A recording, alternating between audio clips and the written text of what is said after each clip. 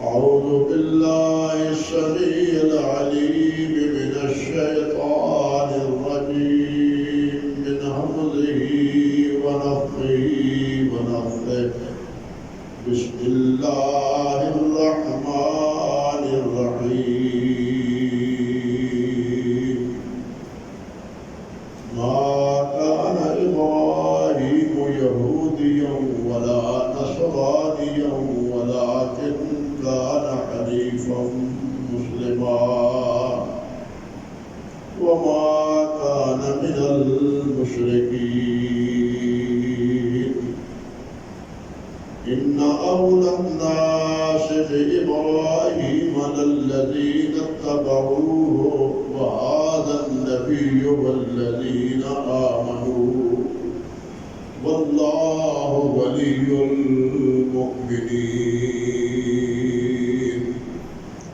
سبحان ربك رب العزة عما يصفون وسلام على المرسلين والحمد لله رب العالمين.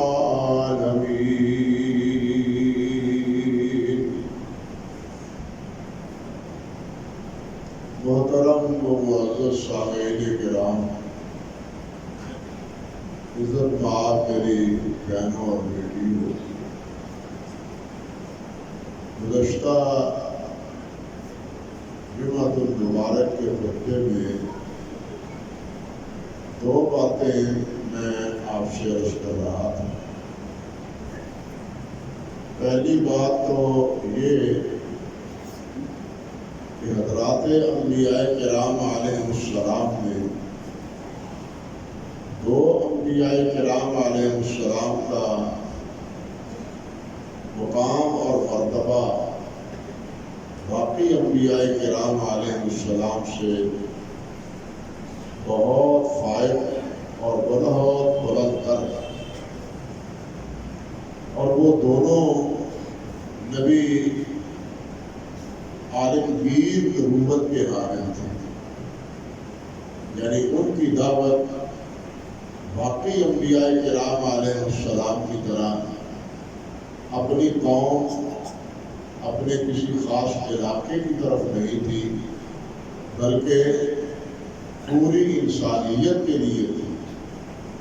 اللہ سبحانہ و تعالیٰ نے سید کائنات حضرت محمد رسول اللہ صلی اللہ علیہ وسلم کے بارے میں بھی ارشاد فرمایا ہے کہ اے میرے نبی صلی اللہ علیہ وسلم، آپ یہ فرما دیں، کہہ دیں کہ یا ایھا الناس انی رسول اللہ الیکم جمیعا، کہ لوگوں مجھے تم سب کی طرف رسول بنا کے بھیجا گیا ہے۔ اسی طرح حضرت سیدنا ابراہیم علیہ السلام کے بارے میں اللہ رب العزت نے یہ بات ارشاد فرمائی ہے کہ وَإِذِ ابْتَلَىٰ إِبْرَاهِيمَ رَبُّهُ بِكَلِمَاتٍ فَأَتَمَّهُنَّ قَالَ إِنِّي جَاعِلُكَ لِلنَّاسِ إِمَامًا، کہ جب ابراہیم علیہ السلام کو کچھ کلمات، کچھ باتوں سے، کچھ مسائل سے، احکام سے آزمایا، تو ابراہیم ان آزمائشوں پر پورے اترے، تو اللہ ذوالجلال نے ارشاد فرمایا کہ ابراہیم انی جاعلک للناس اماما، میں تمہیں پوری انسانیت کے لیے نبی بنانا چاہتا ہوں۔ پوری انسانیت، سب انسانوں کے لیے حضرت ابراہیم بھی نبی تھے، اور حضرت محمد رسول اللہ صلی اللہ علیہ وسلم کی نبوت بھی پوری انسانیت کی طرف۔ یہی وجہ ہے کہ قرآن مجید ہی سے معلوم ہوتا ہے، تورات سے بھی اور انجیل سے بھی، کہ یہود اور نصارہ دونوں اپنے آپ کا انتساب حضرت ابراہیم علیہ السلام کی طرف کرتے تھے، حتیٰ کہ مشرکین مکہ بھی وہ کہتے تھے کہ ہم ملت ابراہیمی کے پیروکار ہیں، ابراہیم کی ہم اولاد ہیں علیہ السلام، اور انہی کے دین اور مذہب پر ہم کر رہے ہیں۔ اللہ رب العزت نے ان دونوں کی تردید کی ہے۔ یہ جو آیات میں نے پڑھی ہیں ان میں فرمایا ما کان ابراہیم یہودیا ولا نصرانیا ولکن کان حنیفا مسلما، کہ ابراہیم نہ یہودی تھے نہ عیسائی تھے، لیکن وہ کیا تھے؟ ہر ایک سے کٹ کے اللہ کے فرما بردار، اللہ کے اطاعت گزار اور اللہ کے احکام کی تابعداری کرنے والے تھے۔ وما کان من المشرکین، اور ابراہیم مشرکوں میں بھی نہیں تھے، شرک نہیں کرتے تھے۔ فرمایا ان اول الناس بابراہیم الذین اتبعوہ وہذا النبی والذین آمنوا، یہودیوں اور عیسائیوں کی اور مشرکین کی تردید کرنے کے بعد اللہ رب العزت فرماتے ہیں کہ ابراہیم کے زیادہ قریب تو کون ہیں؟ وہ جو ابراہیم کی تابعداری کرتے ہیں۔ ابراہیم کے قریب وہ ہیں جو ابراہیم علیہ السلام کی کیا کرتے ہیں؟ تابعداری کرتے ہیں۔ بلکہ خود ابراہیم علیہ السلام کی دعا بھی ہے سورۃ ابراہیم میں 14ویں پارے میں، کہ اللہ ذو الجلال والاکرام نے 13ویں پارے میں اللہ رب العزت سے وہ دعا کرتے ہوئے فرماتے ہیں کہ یا اللہ میرے مولا کریم من تابعنی فہو منی، میرا وہ ہے جو میرا تابعدار۔ نبی کا وہ ہوتا ہے جو نبی کا فرما بردار ہوتا ہے۔ نبی کا نام لیا جائے اور نبی کی نافرمانی کی جائے، اللہ رب العزت کے ہاں بلکہ خود نبی کے ہاں صلی اللہ علیہ وسلم کے ہاں یہ نبی کو ماننا منظور اور مقبول نہیں ہے۔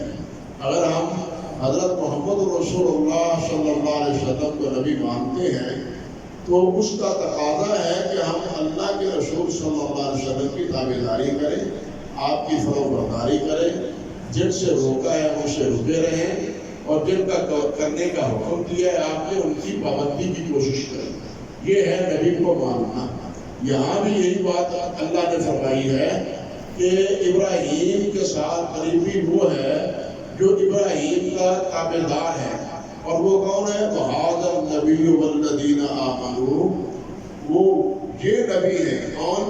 حضرت محمد رسول اللہ صلی اللہ علیہ وسلم۔ یہ ہیں ملت ابراہیمی کے پیروکار، جس طرح کہ خود نبی علیہ السلام کو اللہ نے حکم بھی دیا اور آپ نے خود فرمایا قُلْ صَدَقَ اللَّهُ فَاتَّبِعُوا مِلَّةَ إِبْرَاهِيمَ حَنِيفًا وَمَا كَانَ مِنَ الْمُشْرِكِينَ۔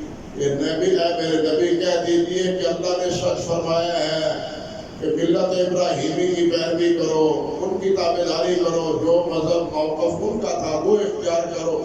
ابراہیم مشرک نہیں تھا، وہ ایک اللہ وحدہ لا شریک کی عبادت اور بندگی کرنے والا تھا۔ وہ ہر ایک سے اس نے کٹنا، جدا ہونا، ہر چیز کو چھوڑنا اس نے گوارا کر دیا، لیکن اللہ سبحانہ و تعالیٰ سے کٹنا اور اللہ رب العزت سے علیحدہ ہونا انہوں نے گوارا نہیں کیا۔ فرمایا واللہ ولی المؤمنین، کہ یہی ایمان لانے والے ان کا اللہ کارساز ہے، دوست ہے، ساتھی ہے۔ اللہ رب العزت ایسے ہی ایمانداروں میں ہمیں بنائے۔ ابراہیم علیہ السلام کے بارے میں یہی حقیقت ہے کہ جس کے بارے میں اللہ ذو الجلال والاکرام نے یہ اعزاز بھی ابراہیم علیہ السلام کو بخشا کہ ان کے بعد جتنے بھی نبی ہوئے ہیں وہ سب کے ساتھ حضرت ابراہیم علیہ السلام کی اولاد سے ہوئے۔ اللہ رب العزت فرماتے ہیں وَجَعَلْنَا فِي ذُرِّيَّتِهِ النُّبُوَّةَ وَالْكِتَابَ، کہ ہم نے ابراہیم کی اولاد میں نبوت اور کتاب رکھی۔ ابراہیم کا اعزاز ایک تو یہ ہے کہ وہ عالمگیر نبی علیہ السلام کی طرح، اور دوسرا اعزاز اکرام یہ ہے کہ آپ کے بعد جتنے بھی نبی ہوئے ہیں وہ سب کے سب حضرت ابراہیم علیہ السلام کی ذریت اور آپ کی اولاد میں سے ہوئے ہیں، وہ بنی اسرائیل میں سے ہو یا بنو اسماعیل میں سے ہو۔ دو بیٹے پڑے تھے جن سے یہ انبیاء کا سلسلہ چلا ہے، ایک حضرت اسحاق تھے اور دوسرے حضرت اسماعیل تھے علیہ السلام۔ حضرت اسحاق سے سارے بنی اسرائیل اور حضرت اسحاق کی اولاد میں انبیاء کے سردار ایک ہی حضرت محمد رسول اللہ صلی اللہ علیہ وسلم۔ وہ کہتے ہیں گوہر ایک ہی ہوتا ہے، موتی ایک ہی ہوتا ہے۔ تو نبی علیہ السلام اکیلے حضرت اسماعیل کی اولاد میں، اور وہ ایسے کہ پھر اللہ رب العزت نے ان کے بعد سلسلہ نبوت ہی ختم کر دیا، اس کے بعد سلسلہ نبوت ہی ختم کر دی۔ اللہ اکبر کبیر۔ تو یہ آیت بھی بتلاتی ہے کہ ابراہیم علیہ السلام ہی تمام انسانیت کے لیے پہلے انبیاء ہوئے، تمام انسانیت کے لیے رسول اور نبی بنا کے بھیجے گئے تھے۔ یہ ان کا ایک بہت بڑا اعزاز ہے۔ بلکہ اللہ رب العزت نے فرمایا ہے انہی آیات سے پہلے کہ اے اہل کتاب، یا اہل الکتاب لم تحاجون فی ابراہیم وما انزلت التوراۃ والانجیل الا من بعدہ افلا تعقلون۔ اے اہل کتاب، اور تم ابراہیم علیہ السلام کے بارے میں کیوں احتجاج کرتے ہو، کیوں دعویٰ کرتے ہو کہ ابراہیم ہمارا تھا، کیوں دعویٰ کرتے ہو، جبکہ حقیقت یہ ہے کہ تورات اور انجیل ابراہیم کے بعد اللہ نے نازل کی ہے۔ ابراہیم علیہ السلام کے بعد نازل کی ہے۔ تو اب تورات کو ماننے والے اور انجیل کو ماننے والے وہ ابراہیم کے ساتھ اپنی نسبت کیسے جوڑتے ہیں، بالخصوص جبکہ تم ابراہیم علیہ السلام کے نافرمان ہو۔ ابراہیم تو مشرک نہیں تھا، تم نے شرک شروع کر دی ہے۔ اتخذوا احبارهم ورهبانهم اربابا من دون اللہ۔ اللہ رب العزت فرماتے ہیں کہ ان یہود و نصارا نے اپنے عالموں کو اور اپنے پیروں کو رب بنا لیا تھا۔ ان کی پرستش، ان کی تابعداری، ان کی حکم برداری یہ کرتے تھے یہود بھی اور نصارا بھی۔ لیکن ابراہیم علیہ السلام کا یہ موقف اور ان کی ملت یہ نہ تھی۔ آپ اندازہ کریں کہ یہود و نصارا اس حد تک آگے بڑھے ہوئے تھے۔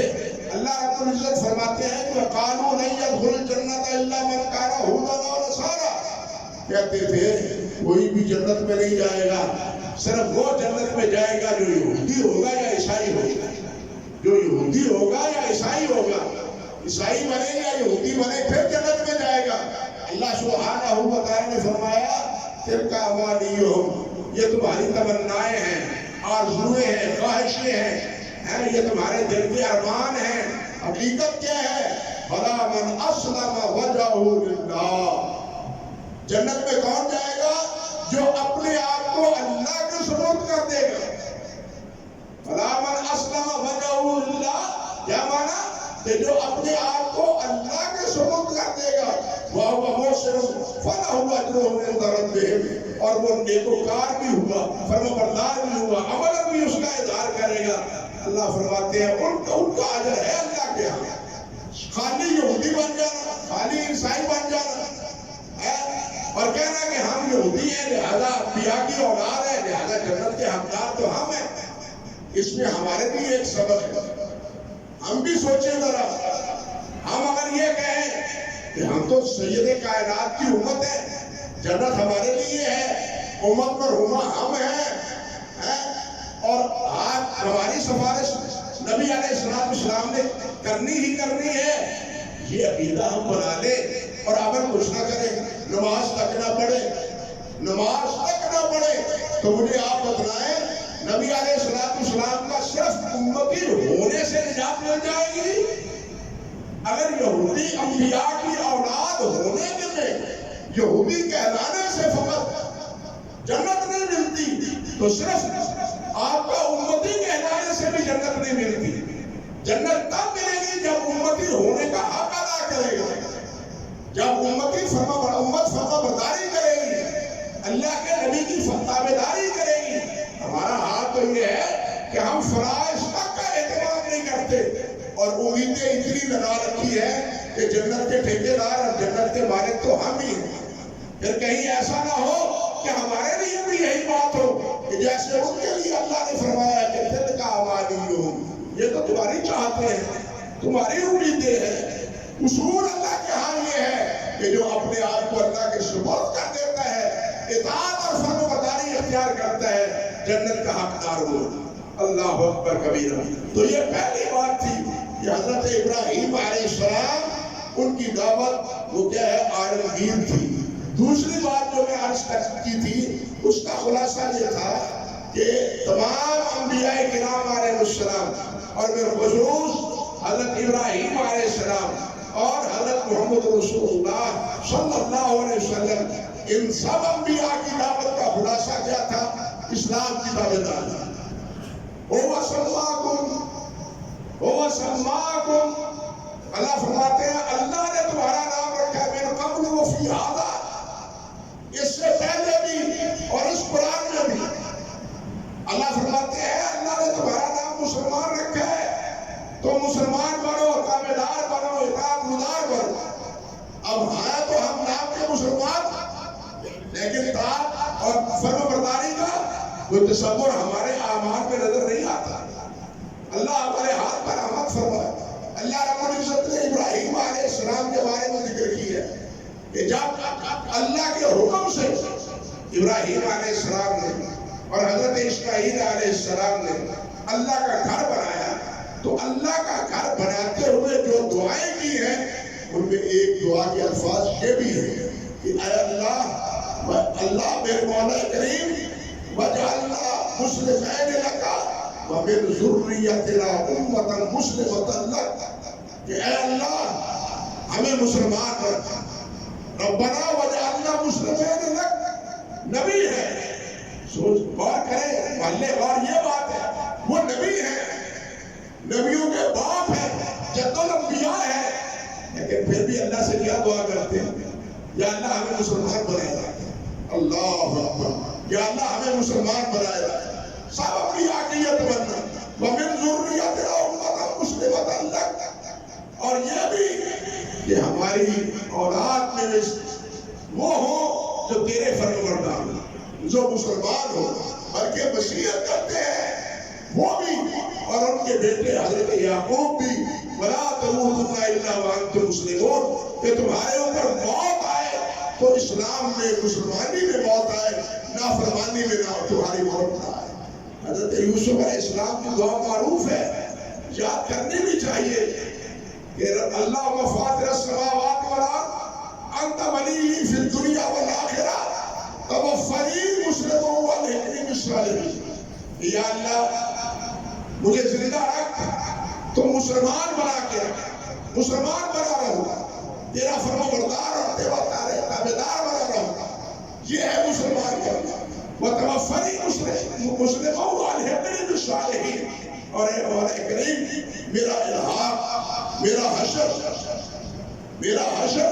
وہ کن کے ساتھ؟ نیکوں کے ساتھ، انبیاء کے ساتھ، صدیقین، شہداء کے ساتھ، ان کے ساتھ میرا حشر ہو۔ یعنی یہ دعا ابراہیم علیہ السلام بھی کرتے تھے، اور ابراہیم کی آگے اولاد بھی یہی دعا اللہ رب العزت سے کرتی تھی کہ یا اللہ ہمیں مسلمان بنائے رکھ، اپنا فرمانبردار، اپنا تابعدار بنائے رکھ۔ ابراہیم علیہ السلام ان کی زندگی تو پوری تسلیم و رضا کی داستان ہے، ساری زندگی۔ آپ گزشتہ خطبے میں سن رہے تھے کہ اللہ سبحانہ و تعالیٰ نے فرمایا ابراہیم تیرا باپ وہ تو بت تراش اور بت خانے کا وہ معبد، بت خانے کا جو معبد تھا اس کا نگران ہے۔ باپ کو سمجھاؤ، باپ کو سمجھاؤ۔ ابراہیم علیہ السلام نے بڑے پیار بھرے الفاظ سے بار بار یا ابت یا ابت یا ابت کہہ کے باپ کو سمجھایا کہ ابا جی ان کی پرستش نہ کرو، ان کی پرستش شیطان کی پرستش۔ تم سمجھتے ہو کہ یہ مورتیاں نیک آدمیوں کے نام پر بنائی گئی ہیں، انبیاء اور صالحین کے نام پر بنائی گئی ہیں؟ نہیں، یہ مورتیوں کے پسے پردہ حقیقتاً شیطان کی عبادت ہے۔ لِمَ تَعْبُدُ الشَّیطان، شیطان کی عبادت کیوں کرتے ہو؟ شیطان تو اللہ رب العزت کا نافرمان تھا، لیکن اتنی لجاجت کے باوجود باپ سے بات کرنے پر باپ نے صلہ کیا دیا، اور آگے بڑھتا نہ آتے میرے معبودوں سے تم میرا بھی اختیار کرتے ہو، منہ موڑتے ہو، بعد آ جاؤ ورنہ سنسار کر دو گا، نہیں تو نکلو میرے گھر سے، نکلو میرے گھر سے۔ گھر سے نکل جائے، اللہ نے حکم دیا باپ کو سمجھاؤ، باپ لڑائی میں اتر آیا، توحید کی بات ہی ایسی ہے۔ پھر دوسرے مرحلے پر اللہ ذوالجلال نے پہلے تو پھر باپ تھا، اب پوری قوم مخاطب ہے، پوری قوم سے ابراہیم علیہ السلام نے ان کو اللہ وحدہ لا شریک کی بندگی کی اور عبادت کی دعوت دی۔ اللہ رب العزت فرماتے ہیں اذ قال لأبیہ وقومہ ما هذه التماثیل التي انتم لها عاکفون، باپ بھی اس میں شامل ہے، قوم بھی اس میں شامل ہے۔ کہتے ہیں کہ یہ تماثیل، یہ بت، ان کی کیا تو پرستش کر رہے ہو، کیوں اس کے اوپر بیٹھے ہوئے جھکے ہوئے اور کہتے ہیں قالوا وجدنا آباءنا لها عابدین، کہنے لگے ابراہیم باپ دادے سے ہم نے یہی ہوتے دیکھا ہے، ہمارے والدین یہی کچھ کرتے تھے، ہم بھی انہیں کی اتباع میں اور انہیں کی اتباع میں ان کی پرستش کر رہے ہیں۔ اللہ اکبر۔ ابراہیم علیہ السلام نے کہا فرمایا اچھا میں اس کا انتظام کرتا ہوں۔ ہوا کیا؟ سورۃ انبیاء پڑھ کے دیکھیں نتیجہ کیا ہوا کہ اللہ سبحانہ و تعالیٰ کے اس پیارے پیغمبر نے ان کے عید کے روز، وہ تو عید پر نہ گئے، یہ پیچھے رہے، قرآنے سے جناب یا کسی کا ناک کاٹ دیا، کسی کی آنکھیں، کسی کا بازو، کسی کا سر، سب تراش دیا، اور پرہاڑا وہ جو بڑا تھا نا پوپ ان کا اس کے جدے بنائی۔ اب وہ عید پڑھنے کے بعد بابر خانے میں آئے، آنے کے بعد وہ من فعل ھذا بآلہتنا انہ لمن الظالمین، وہ ہمارے معبودوں سے یہ کس نے کیا ہے؟ وہ بڑا ظالم ہے، بہت ظالم ہے ہمارے معبودوں کا۔ اللہ اکبر۔ معبود ہمارے ہیں، معبود ہمارے ہیں، نہ یہ ہم اپنے آپ کو بچا سکے، اپنے آپ کو یہ بچا سکے، اور آئندہ بھی یہ ہمارے بھی کام آنے والے نہیں ہیں۔ انا للہ و انا الیہ راجعون۔ اس کے باوجود کہتے ہیں یہ ہمارے الہ ہے، اور ان کی مرمت کس نے کی ہے؟ کہنے لگے ابراہیم ان کا ذکر کیا کرتا تھا، ایک نوجوان ہے ابراہیم ان کا نام لیا کرتا تھا، اس سے پوچھے، ابراہیم کو بلایا، ابراہیم سے پوچھا کہ آپ نے یہ کیا ہے؟ بڑے سے پوچھ لو، بڑے سے پوچھ لو، جس کے کندھے پہ کنارا رکھا ہوا ہے، کہیں اس کی شرارت تو نہ ہو۔ کہنے لگے ابراہیم تمہیں تو معلوم ہے کہ یہ بولتے ہی نہیں ہیں، یہ تو بولتے ہی نہیں ہیں، جواب ہی نہیں دیتے۔ اللہ اکبر کبیرہ۔ ابراہیم کیا جواب دیتے ہیں؟ کہتے ہیں افتعبدون من دون اللہ ما لا ينفعکم شیئا ولا یضرکم اف لکم ولما تعبدون من دون اللہ افلا تعقلون۔ تمہیں عقل نہیں آتی؟ کہاں عقل مانے گی تمہاری؟ جو تمہیں نہ نفع دے سکتے ہیں نہ نقصان دے سکتے ہیں، بلکہ اپنے آپ کو بھی بچا نہیں سکتے۔ اف لکم، بڑا افسوس ہے تمہارے اوپر کہ تم کس چیز کی عبادت میں پھنسے ہوئے ہو۔ اللہ اکبر کبیرہ۔ وہ کہنے لگے اس کا ایک ہی علاج ہے، ایک ہی علاج ہے۔ قالوا حرقوه وانصروا آلہتکم ان کنتم فاعلین۔ کہنے لگے کچھ کرنا ہے تو کر لو، کچھ کرنا ہے تو کرو، اور اپنے معبودوں کی مدد کرو۔ انصروا آلہتکم، یہ ہے الہ، ہے معبود، لیکن مدد کون کر رہے ہیں؟ پجاری۔ ان کی مدد کون کرتے ہیں؟ پجاری۔ اللہ اکبر کبیرہ۔ وہ خود کر سکتے نہیں کچھ، کسی کا تو وہ کیا اپنے آپ کو بچا نہیں سکے۔ یہی بات ابراہیم علیہ السلام نے کہی، مگر قوم کی مت جب ماری ہوئی ہوتی ہے تو پھر وہ یہی کہتے ہیں کہ ان کی مدد کرو۔ میں کہا کرتا ہوں کوئی دربار وہ درباریوں کے چندے کے بغیر روشن نہیں ہوتا۔ درباریوں کا کوئی درباروں کا کوئی دربار چندوں کے بغیر روشن نہیں ہوتا۔ وہ کوئی رونق مریدوں کے بغیر نہیں ہوتی۔ ایک اللہ والا لا شریک ہے کہ جس کو کسی چندے کی ضرورت نہیں، کسی پیسے کی ضرورت نہیں، اس کو صرف تمہاری عبادت کی ضرورت ہے، اور وہ بھی تمہارے لیے اللہ کو کوئی اس کا فائدہ نہیں۔ ہماری اور عبادت کا اللہ کو بھی کوئی فائدہ نہیں، اس کا بھی فائدہ ہمیں پہنچنے والا ہے۔ اللہ رب العزت ہماری عبادت سے بے نیاز، نہ اللہ رب العزت کو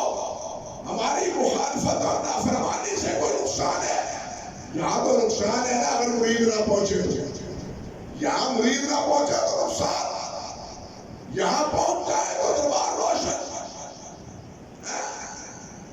ہم کو تو میسر نہیں، مٹی کا دیا بھی گھر پیر کا روشن ہے، بجلی کے چراغ روشن۔ یہ حال ہے، یہی بات انہوں نے کہی۔ قالوا حرقوا وانصروا آلہتکم ان کنتم فاعلین۔ اب کیا ہے جناب، آگ جلائی، آپ سنتے رہتے ہیں، آگ جلائی، آگ جلانے کے بعد ابراہیم علیہ السلام کو اس میں ایک منجنیق کے ذریعے جناب سہارا دے کے ابراہیم علیہ السلام کو آگ میں پھینکنے کی کوشش پھینک دیا۔ اللہ، قریب تو جا نہیں سکتے تھے، اتنا بڑا علاؤ تھا کہ آپ اٹھا کے ابراہیم کو آگے آگ میں ڈالے گا۔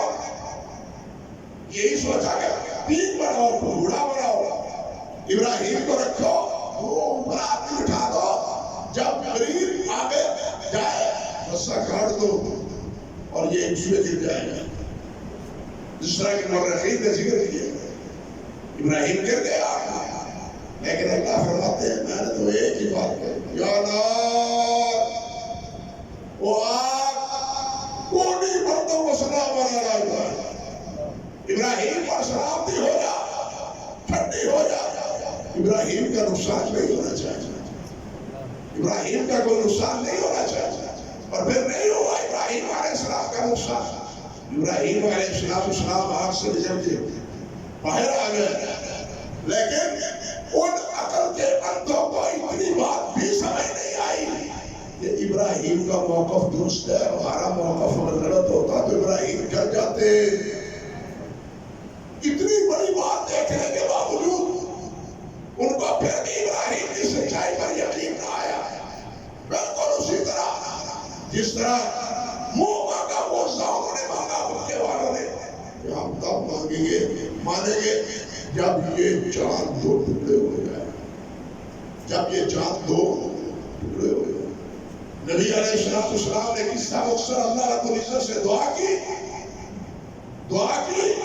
اور انگلی مبارک سے اشارہ کیا، چاند ایسے محسوس ہو رہا تھا، بتلاتے ہیں کہ پہاڑی کے ایک حصہ ایک طرف اور دوسرا حصہ پہاڑی کے دوسری طرف، پہاڑ کے دوسری طرف اتنا فاصلہ۔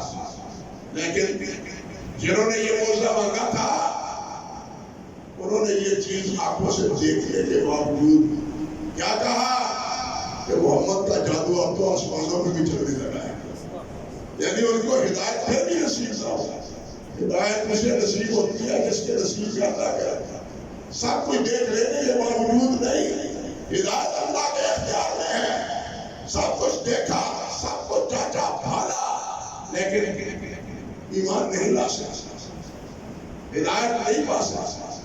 یہی کیفیت حضرت ابراہیم علیہ السلام کی۔ ابراہیم وہاں سے نکلے، اب سورت صافات کے اللہ ذوالجلال یہی واقعہ بیان کرنے کے بعد پھر آخر فرماتے ہیں، رب ذوالجلال نے فرمایا کہ ابراہیم علیہ السلام نے فرمایا قال انی ذاہب الی ربی سیہدین، کہ میں تو اپنے رب کی طرف جاتا ہوں، اللہ رب العزت خود مجھے رہنمائی فرمائے۔ عراق میں تھے، عراق کی سرزمین میں، یہاں سے نکلے اور شام میں جا بسے، شام میں جا بسے حضرت ابراہیم علیہ السلام، اور دعائیں کرتے ہیں۔ قافلہ کیا ہے؟ ایک بیوی ہے، ایک بھتیجا ہے لوط علیہ السلام، اور ایک خود ہے۔ راستے میں دعائیں کرتے ہیں، رب ہب لی من الصالحین، اللہ مجھے نیک بیٹا عطا فرما، نیک فرزند عطا فرما۔ اللہ ذوالجلال نے بالآخر یہ دعا قبول کی، اور دوسری بیوی سیدہ حاجرہ کے بدن سے اللہ ذوالجلال نے ایک فرزندیت جوان عطا فرمایا۔ لیکن ہوا کیا؟ ابھی ابراہیم کی آزمائشیں ختم نہیں ہوئی۔ اللہ اکبر، ابراہیم کی آزمائشیں ابھی ختم ہے۔ وہ جو فرمایا نا وَإِذِ ابْتَلَىٰ إِبْرَاهِيمَ رَبُّهُ بِكَلِمَاتٍ، وہ آزمائشیں ابھی ختم نہیں ہوئی۔ اب آزمائش ہے، ابراہیم یہ دودھ پیتا ہے، شیر خوار ہے۔ ابراہیم اسماعیل کو اور اس کی والدہ حاجرہ کو جاؤ سرزمین حجاز جو پہاڑوں کے درمیان وادی ہے وہاں چھوڑ کے آؤ. اچھا جی کھجوروں کا ایک بندر لیا, پانی لیا, کچھ اونٹ پر بٹھایا اور روانہ ہوگا سرزمین مکہ. اللہ اکبر کبیر. اب غور کیجیے, کہنے کو آسان ہے قصہ, عمل کرنے کی بات ہے کہ جس بیٹے کو بڑھاپے میں 80 سال عمر ہو چکی, اللہ رب العزت سے مانگتے ہوئے, اب اگر اللہ نے دیا ہی دیا ہے تو شیر خارجی کے عالم میں کہا ہے کہ جا کے پہاڑوں میں اس کو بسا دو, جہاں کوئی انسان نہیں, جہاں کوئی درخت نہیں, پہاڑ ہے کوئی وہاں کھیتی باڑی کا انتظام نہیں, نہ کوئی وہاں انسان بنتا ہے, وہاں اگر ہے تو درندے ہیں یا چرندے ہیں. اللہ اکبر کبیر. وہاں جا کے بٹھانے کے بعد واپس نکلے, واپس جانے لگے تو اب حضرت حاضرہ نے پوچھا کہ سرکار جناب سرتاج یہ کیوں چھوڑے جا رہے ہیں, یہ جنگل میں کیوں چھوڑے جا رہے ہیں؟ ابراہیم کہتے ہیں صحیح بخاری کی روایت ہے, جواب نہیں دیتے, خاموش ہو گئے. حتیٰ کہ سیدہ حاجرہ فرماتی ہے کہ کیا یہ اللہ کا حکم ہے؟ حضرت ابراہیم علیہ السلام فرماتے ہیں نا, سر ہلا کے فرماتے ہیں ہاں اللہ کا حکم ہے. تو سیدہ حاجرہ علیہ السلام نے فرمایا اگر اللہ کا حکم ہے تو اللہ ہمیں ضائع نہیں کرے گا. ہم اللہ کا یہ حکم صبر و تحمل سے قبول کرتے ہیں. وفا شعار بیوی نے بھی قبول کیا اور حضرت ابراہیم علیہ السلام نے بھی قبول کیا. ابراہیم کی آزمائش ابھی ختم نہیں ہوئی, یہاں بڑے ہوئے 12 سال کے ہوئے حضرت اسماعیل, تو اللہ ذوالجلال نے پھر ایک تیسرا اور حکم دے دیا ابراہیم, اور وہ بھی خواب میں جاؤ جا کے اسماعیل کو ذبح کرو. اللہ اکبر کبیر. اسماعیل کو ذبح کرو. یہ سورۃ صافات میں پوری تفصیل اللہ نے ذکر کی ہے. ابراہیم علیہ السلام وہاں سے چلے آئے ہیں یہاں, اسماعیل کو لیے ہے مینا کی طرف روانہ ہو گئے. اس لیے یہ کہا لے جا رہے ہیں بیٹے کو. اللہ اکبر کبیرہ. بیٹے سے کہتے ہیں بیٹا مجھے اللہ ذوالجلال نے یہ حکم دیا ہے, خواب میں تمہیں دیکھ رہا ہوں کہ تمہیں ذبح کر رہا ہوں. بیٹا بھی اپنی وفات شاہ. اللہ فرماتے ہیں فلما بلغ ماء السعي قال يا بني إني أرى في المنام أني أذبحك فانظر ماذا ترى. تیری رائے کیا ہے؟ یہ مشورہ نہ تھا کہ تو بھاگنا چاہتا ہے, تو قربان ہونا چاہتا ہے, ذبح ہونا چاہتا ہے یا نہیں. مفسرین نے لکھا ہے کہ اس کا مطلب یہ تھے وہ دیکھنا چاہتے تھے کہ میں تو نیک بیٹے کی دعائیں کرتا رہا ہوں, یہ نیک بیٹا اطاعت گزار ہے یا نہیں. فانظر ماذا ترى قال يا أبت افعل ما تؤمر. بیٹا بھی وفا شعار ہے, وہ کہتا ہے ابا جی جس کا حکم دیا گیا ہے وہ کر گزرے. بیٹے کو پکڑا, روانہ ہو گیا مینا کی طرف. جو جبرا ابا ہے اس کے قریب پہاڑی کے اوپر وہاں پتھر پر ابراہیم علیہ السلام نے حضرت اسماعیل علیہ السلام کو کر پڑی کے بعد لٹا دیا. کر پر لکھا ہے کہ نشانی کے بعد لیکن نہیں. اللہ علیہ جمیل لغوی اعتبار سے جمیل کس کو کہتے ہیں کہ کرپٹی جو ہے. جس طرح ہم جانور کو ذبح کرتے ہوئے اس طرح پہلو کے اوپر رکھاتے ہیں, ابراہیم علیہ السلام نے بھی حضرت اسماعیل کو اسی طرح لگایا. اور یہ باندھنے والی بات, آنکھوں میں پٹی باندھنے کے بعد چھری کو جناب وہاں پتھر پر مارنا اور یہ کہنا کہ جناب گنا نہیں کاٹتی پتھر کو کاٹتی ہے, یہ سب زیب داستان ہے.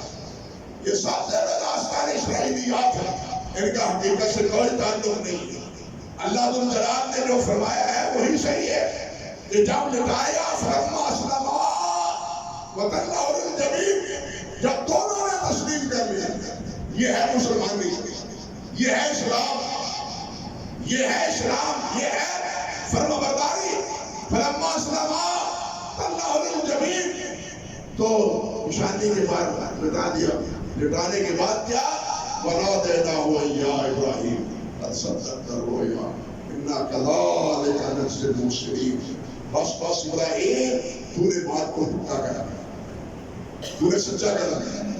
گویا جو آدمی نیکی کی طرف چل نکلتا ہے، آگے وہ مکمل نہیں کر پاتا، تو اس کو بھی اللہ ذوالجلال اجر سے محروم نہیں کرتے، اس کو بھی وہی ثواب دیتے ہیں جو کرنے والے کو دیتے ہیں۔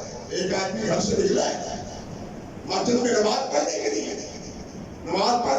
نکلا، لیکن راستے میں کوئی ایسا مسئلہ پیش آیا کہ وہ مسجد تک نہیں پہنچ سکا، پیٹ میں گڑبڑ ہوئی، یہ طبیعت کی ایسی گرامی، الٹی آنے لگی، وہ مسجد میں نہیں جا سکا، لیکن اس کو باجماعت نماز کا ثواب ملے گا۔ اور اسی بنا پر علماء نے یہ مسئلہ بھی کہا ہے کہ اگر قربانی خریدنے کے بعد آپ خرید لیتے ہیں جانور، نیت اس کو ذبح کرنے کی ہے، اب اگر اس میں کوئی نقصان ہو گیا ہے تو اس کی قربانی کا ثواب بھی تمہیں ملے گا۔ 10 تاریخ کو ہی تم نے ذبح کرنی ہے، اس سے پہلے اس کو ذبح نہیں کرنا اگر وہ زندہ وقت کی بچتا ہے۔ یعنی اگر قربانی ان شرائط پر نہیں ہے، اگر یہی مسئلہ ہوا رکھ دے کے اوپر سے گائے کو اتارتے ہوئے اگلی پنڈلی ڈھونڈ گئے، کان پھوٹ کے چلے گا۔ اب سوال تو یہ ہے کہ وہ کیا کرے گا؟ وہ کہنے لگا نہیں میں دوسرا خریدنے کا یعنی نہیں خرید سکتا، استطاعت نہیں رکھتا کہ میں اور اس کے بدلے میں خرید سکوں، میں کیا کروں؟ بھائی 10 کو کرو، اللہ تمہیں تمہاری نیت کا ثواب دے گا۔ ابراہیم علیہ السلام نے کام نہیں کیا لیکن سب کچھ تیاری کر لی، اللہ نے روک دیا کہ تم نے سچا کر دیا۔ اصدقت الرؤیا، اللہ رب العزت بہت رحیم ہے، بہت ہی اللہ رب العزت فیضان والے ہیں۔ تو عرض کرنے کا مقصد یہ تھا کہ یہ ہے ابراہیم کی داستان تسلیم و رضا۔ فلما اسلما وتلہ للجبین، وہی جو ابراہیم علیہ السلام کے بارے میں اللہ رب العزت نے فرمایا وَإِذِ ابْتَلَىٰ إِبْرَاهِيمَ رَبُّهُ بِكَلِمَاتٍ فَأَتَمَّهُنَّ، تو اس کا اتمام بیٹے کی اس قربانی سے اللہ رب العزت نے کروایا۔ اور پھر ابراہیم کو کیا بنایا؟ پوری انسانیت کے لیے رسول بنا دیا، پوری انسانیت کے لیے رسول بنا دیا۔ یہ اسلما کیا ہے؟ اسلما ہے گردن جھکا دینا، گردن زمین میں رکھ دینا۔ فارسی میں کہتے ہیں گردن بطاعت نہادن، کہ اپنی گردن اطاعت کے لیے رکھ دینا، یہ ہے اسلما۔ ہماری گردنیں توڑی ہوئی ہیں، ہماری گردنیں تو جھکی ہوئی نہیں ہیں۔ اللہ نے فرمایا بلا من اسلما وجہہ، جنت میں وہ ہے جو اطاعت گزارے، اپنے آپ کو جھکا لیتا ہے۔ اللہ ہمیں جھکے رہنے کی توفیق، اکڑنے کی توفیق، ہمت نہ دے، اطاعت کی، فرما برداری کی، فروتنی کی، جھکنے کی اللہ رب العزت ہمیں توفیق عطا فرمائے۔ اور قربانی یہ بھی اللہ رب العزت کے ہاں اللہ کی اطاعت اور فرمانبرداری کے ہی لیے اللہ نے اس کو پسند کیا۔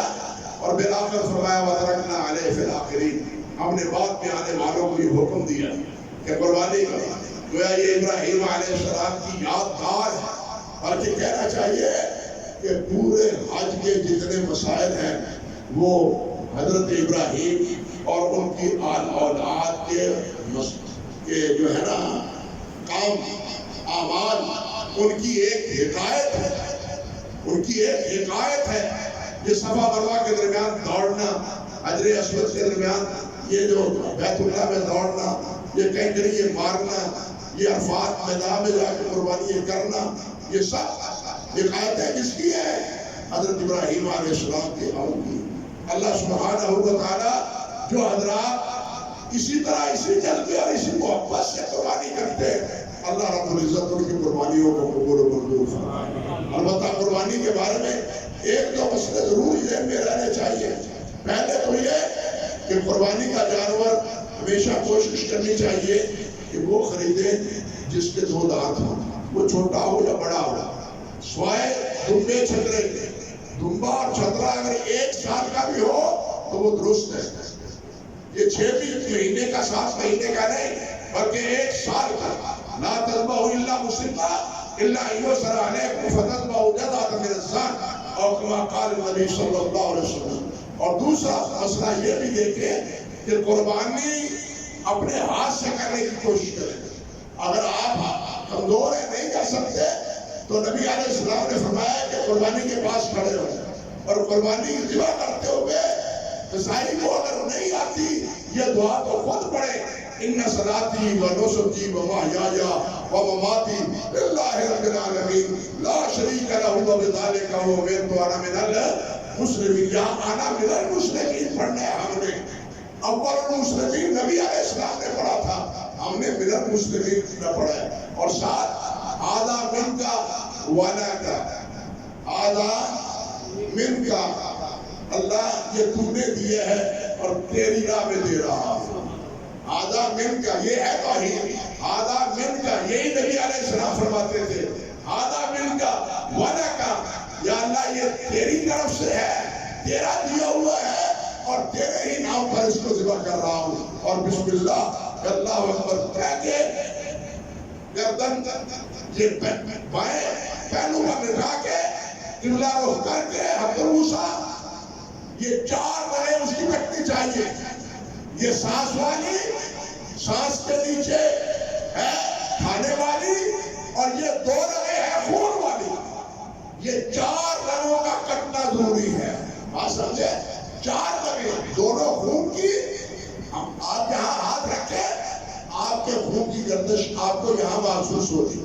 یہ کیفیت جانور کی بھی ہے، یہ پہلی اس کی یہ کیا ہے، سانس کی ہے، سانس کی سے پیچھے چپٹی ہوئی کھانے کی ہے۔ اللہ کے ہر فیصلے میں حکمت ہوتی ہے، لیکن وقت نہیں ہے کہ میں بیان کروں۔ یہ سانس کی اتنی موٹی ہے اور کھانے والی چپکی ہوئی، وہ جڑی جو کھانا پانی کا گھوٹ جاتا ہے پھر کھلتی ہے، پھر بند ہو جاتی ہے۔ یہ اللہ تعالیٰ کی حکمتیں ہیں اور بڑے ہی اس میں راز ہیں جو وقت نہیں ہے کہ وہ ساری باتوں کو آپ کے سامنے رکھ کروں۔ اور تیسری بات یہ بھی ذہن رکھیں کہ جانور کو لٹانے سے پہلے آپ جانور کی یہ چھری وغیرہ پہلے تیز کر دیا کریں، اس کے سامنے میں بھی تیز کرنے کی اجازت نہیں ہے۔ جانور کو موٹا تازہ، صحابہ فرماتے ہیں کہ ہم جانور کو کھلا پلا کے موٹا تازہ کرتے تھے۔ یہ تو نہیں جو لوگوں کے یہاں معروف ہے کہ یہ قربانی پر بیٹھ کے پرسرات پر سے گزریں گے، یہ بالکل بھی اصل بات ہے۔ تو پرسرات سے انسان باقی اپنے اعمال سے گزرے گا، قربانیوں پہ بیٹھ کے نہیں کہ بیٹھ کے دیکھوں کہ واقعی یہ میرا بہار اور مدر اٹھا سکتی ہے یا نہیں۔ یہ مسئلہ بالکل بد گھڑت ہے۔ بات یہ ہے کہ صحابہ فرماتے ہیں کننا اضحیہ بالمدینہ وقال المسلمون یسمنون، سب صحابہ کرام کھلا پلا کے جانوروں کو موٹا تازہ کرتے تھے۔ بلکہ اللہ تعالیٰ نے تو فرمایا وَمَن يُعَظِّمْ شَعَائِرَ اللَّهِ فَإِنَّهَا مِن تَقْوَى الْقُلُوبِ۔ ان جانوروں سے پیار کرنا چاہیے، جو اللہ کی راہ میں جانے والے ہیں، اس سے محبت کرنی چاہیے، ان کی خدمت کرنی چاہیے۔ یہ شاعر اللہ ہے، قربانی شاعر اسلام ہے۔ جس طرح آذان شاعر اسلام ہے، جس طرح بیت اللہ شاعر اسلام ہے، اسی طرح قربانی بھی۔ اس لیے اس کی تعظیم، اس کا احترام، اس کی خدمت، یہ بھی نیکیوں میں شمار ہوگی۔ اللہ سبحانہ و تعالیٰ ہمیں اپنی رضا کے لیے قربانیاں کرنے کی توفیق عطا فرمائے۔ اور بھی مسائل ہیں، ساتھی پوچھتے رہتے ہیں، لیکن وقت کی وجہ سے یہ اب بھی 5 منٹ اوپر ہو چکے ہیں۔ معذرت چاہتا ہوں۔ اللہ سبحانہ و تعالیٰ ہماری قربانیاں قبول فرمائے، اور جن کو اللہ نے ابھی توفیق نہیں دی، آئندہ سال، اس سال تو بہت مہنگائی ہے، ممکن ہے اللہ کو جلال آئندہ سال دن پھیر دے اگر ہماری قسمت اچھی ہوئی۔ اگر یہی کیفیت ہے ہماری نافرمانیوں کی، تو پھر آپ دیکھ لیں کہ ہمارے اوپر کیا کیا عذاب اور کیا کیا اللہ ذو جلال کی طرف سے پکڑ آ رہی ہے. یہ تصور کریں اس وقت. بس اللہ سے اجتماعی طور پر توبہ بھی کریں. اللہ ہمیں معاف کر دے اور ہم اسلام کو قبول کر لیں, فرمانبرداری کو قبول کر لیں, نافرمانیوں سے اپنے آپ کو جدا کر لیں. تبھی اللہ رب العزت کی رحمتیں ہوگی. یہ مہنگائی ہوئی, یہ پانی کا پیچھے چلے جانا, یہ ایک جگہ بارش نہ برسنا اور دوسری جگہ سیلاب کی نظر ہو جانا, یہ سب اللہ رب العزت کی طرف سے آزمائشیں اور اللہ ذو الجلال والاکرام کی طرف سے عذاب ہے. اللہ تبارک تعالیٰ ہمیں اپنے عذابوں سے بچائے. اللہ ہمارے خطاؤں اور گناہوں اور نافرمانیوں کو معاف فرمائے اور اللہ تعالیٰ ہمیں اطاعت گزار اور فرمانبردار بنائے. وآخر دعوانا الحمدللہ رب العالمین.